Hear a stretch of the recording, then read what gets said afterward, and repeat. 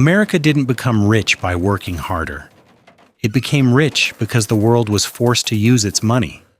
That system is now cracking. And the countries that supply the world with oil, factories, and food are quietly preparing an exit. If they succeed, inflation won't slowly eat your savings. It will sprint. Welcome to the silent currency war. Before we talk about the collapse, we have to understand how the trap was set. Rewind to 1944. World War II is ending, Europe is rubble, and the US holds 2/3 of the world's gold.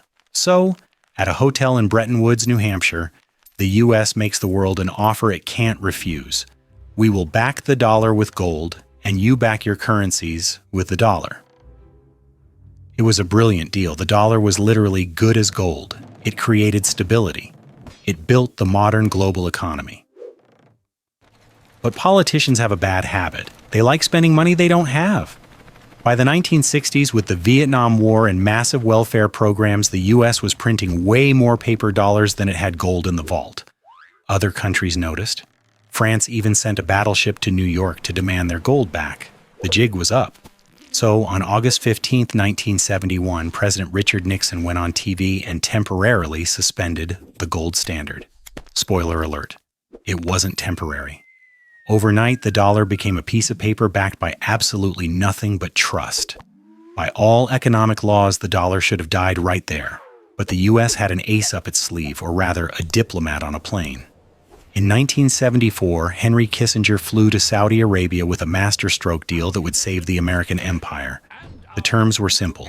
The US brief would provide military protection and weapons to the royal house of Saud. In exchange, Saudi Arabia, and eventually all of OPEC, would price oil exclusively in US dollars. This was the birth of the petrodollar. Think about what this means. Every country needs energy. To buy oil, they need dollars. To get dollars, they have to sell us their stuff, cars, electronics, coffee, or borrow from us. It created a permanent artificial demand for American cash. It allowed the US to export its inflation to the rest of the world. We print the paper. You give us the Ferraris. For 50 years, this system worked perfectly for America and rigged the game for everyone else.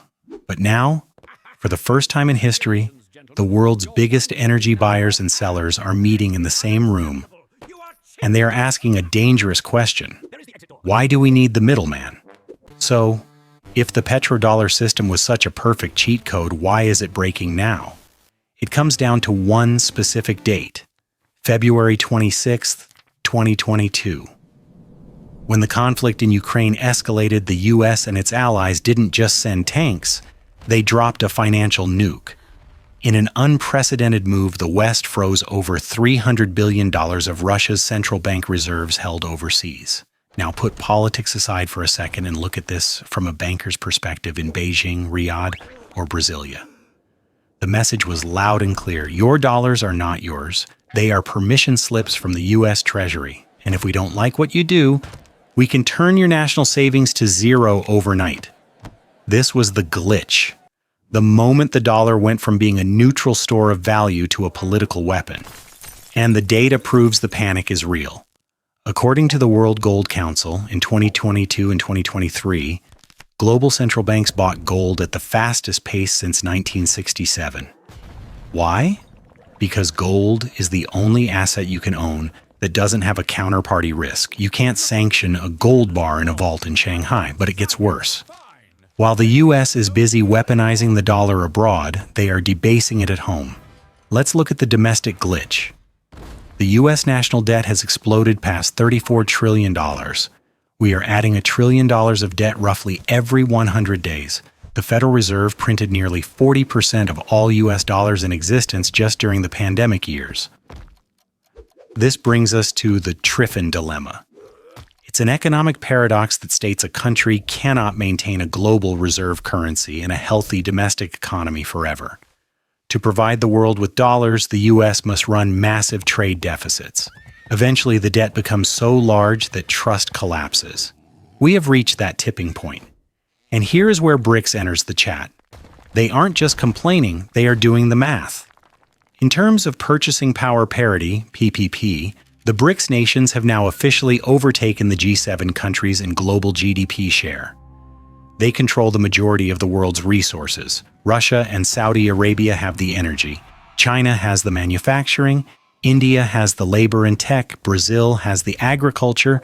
What does the G7 have? Financial services and debt. This imbalance is leading to concrete action. We are seeing de-dollarization happen in real time. Saudi Arabia stated in Davos they are open to trading oil in currencies other than the dollar, a direct violation of the 1974 pact. China and Brazil signed a deal to trade specifically in yuan and riel, bypassing the dollar entirely. Project mBridge, a central bank digital currency platform connecting China, Thailand, Hong Kong, and the UAE to settle trades instantly without ever touching the US banking system, SWIFT. The glitch isn't just a bug in the software, it's a complete system failure.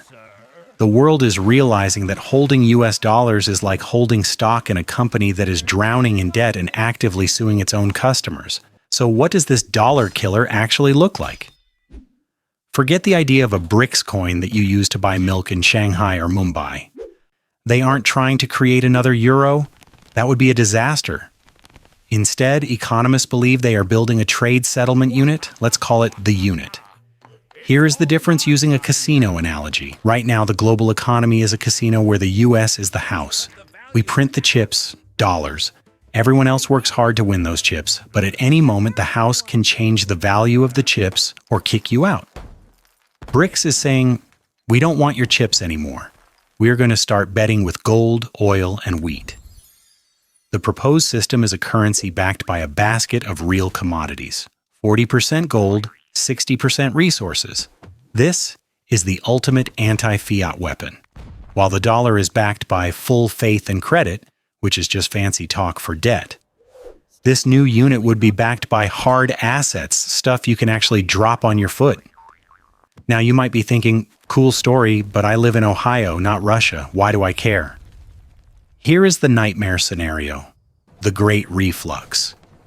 For decades, the US has enjoyed what the French called the exorbitant privilege. We export inflation, we print dollars, send them abroad, and in return the world sends us cheap TVs, cheap clothes, and cheap oil. Trillions of these dollars sit in foreign bank accounts, never touching the US economy. But if BRICS stops using the dollar for trade, they don't need to hold those dollars anymore. They will dump them. Imagine if trillions of dollars suddenly flooded back into the United States because nobody else wanted them. It's basic supply and demand. Supply of dollars skyrockets, value of dollar crashes. This is the WeFM moment. The import prices at Walmart don't just go up, they double. Gas isn't expensive because of a supply chain issue, it's expensive because your money is worthless. The Federal Reserve would be forced to hike interest rates not to 5%, but to 15% or 20% just to save the currency. Your 30-year fixed mortgage? Gone. The value of your 401k? Evaporated in real terms. This is the trap. The American middle-class lifestyle has been subsidized by the world's demand for our currency. If that demand dies, the subsidy ends, and reality hits hard. So, is the US dollar going to zero next Tuesday? No. Stop listening to the doom scrollers on Twitter.